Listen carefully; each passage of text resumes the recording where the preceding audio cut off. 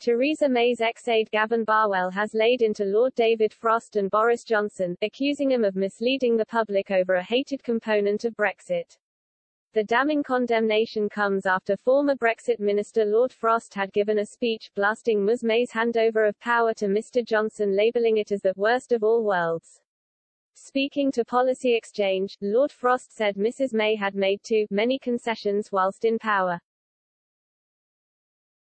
hence leaving Britain in an unattainable position over Northern Ireland. However, former aide Mr Barwell was quick to defend his former boss in a series of tweets claiming Lord Frost and Mr Johnson are to blame for the Northern Ireland Protocol.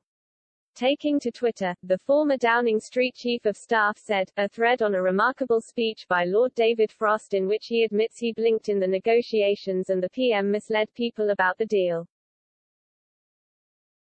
Seems oblivious to the damage it has done and has the nerve to portray himself as a unionist despite risking it to get Brexit done.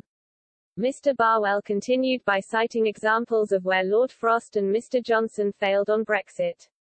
He wrote, he seems to have missed the damage to UK-EU trade, particularly among small businesses, the lorry stack on the M20 and the government's refusal to implement checks at the border, putting our businesses at a disadvantage, because they know the harm such checks will do. Mrs May's former advisor continued, next he complains about people accusing him of either not understanding the implications of the protocol or of signing it without intending to observe it. For the record, I agree he knew what he was doing, but he is lying when he says he intended to observe it. He always intended to partially unravel it, and he admits as much later in the speech.